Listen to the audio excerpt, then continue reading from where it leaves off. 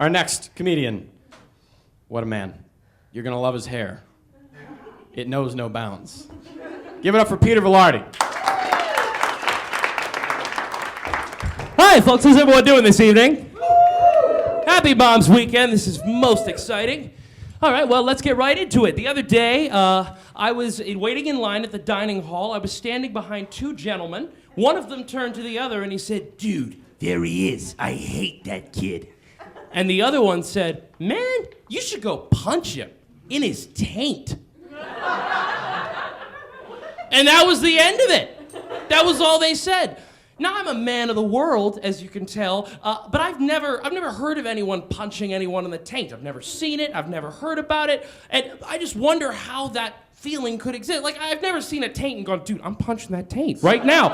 My fist is going where that taint is and then pulling back at equal velocity because that's how physics works.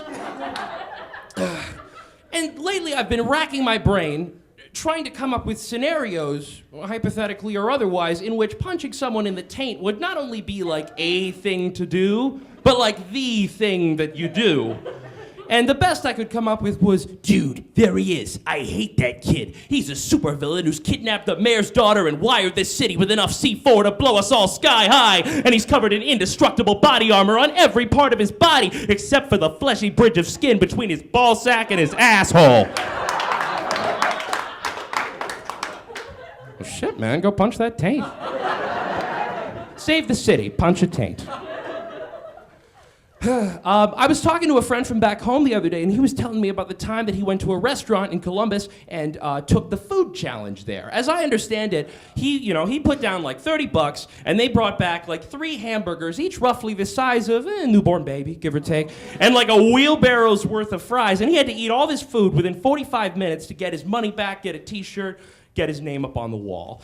And as he was describing his failed attempt to do this, like, all I could think was, only in America. And it's true. Only in America are you going to see such a competitive approach to eating. Like, fucking food challenge. You know what the food challenge is on most other parts of the globe? Finding food at all. I'm going to break it down for you. In other countries, if you can't find a little bit of healthy, edible food in time, you lose your life. In America, if you can't fit all the fried lard into your mouth hole within the time limit, the only thing you lose is the free t-shirt that says, "I survived the esophagus, Thrasher." This is a uniquely American phenomenon, and I know it is. Now, I've never been abroad, but I have friends with Instagram who have, and that's pretty much the same thing. So I know, I have visual evidence that the portions are smaller over there. And it just seems ridiculous. Like, I'd never associate Europe with excess. Like, I can't imagine going into a small Parisian cafe, snapping my fingers and ordering a Cornish game hen, which I then have to eat in 15 minutes to get my 200 francs back. That just doesn't sound logical. And the reason I think that America as a whole eats this way is because we as a country are an overweight, depressed college freshman trying to eat our feelings. I absolutely believe that. Like, Great Britain tried to help. They were moving us into our dorm, and like, son, sugary sodas aren't any good for you. I brought you some tea. And we were like, "Shut up, Dad! You don't know me! I'll pour this tea into the fucking harbor if I want to!"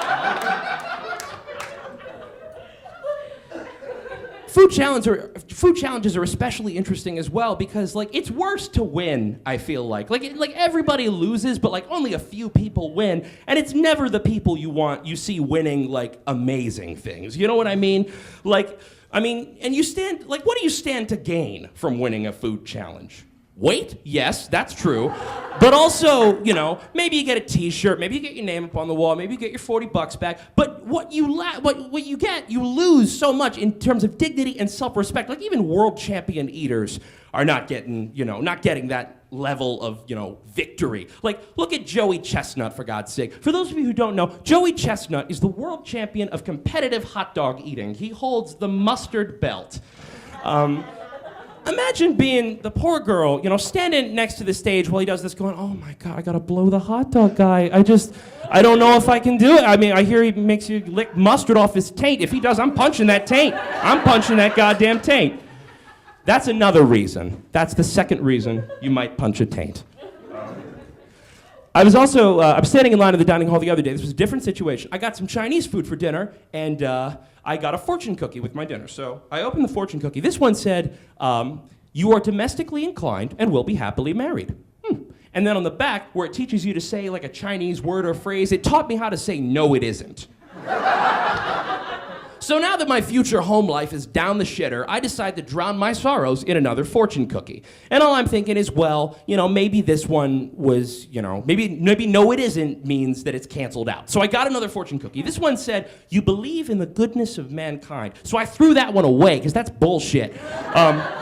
But before I threw it away, I checked the back. This one said, no, it isn't too. I was thinking, I gotta know how this ends. Besides, rule of thirds. So I grabbed another fortune cookie, and I took it back to the table. I opened it up. I ate the cookie first. I'm not a monster. I looked at the fortune, and this one said, it is better to know the right answers to the wrong questions than the wrong answers to the right questions. And then on the back, it taught me how to say, do you understand? The only fucking thing I understand is how to say, no, it isn't in Chinese. All right, thanks very much, folks. You've been great. Good night.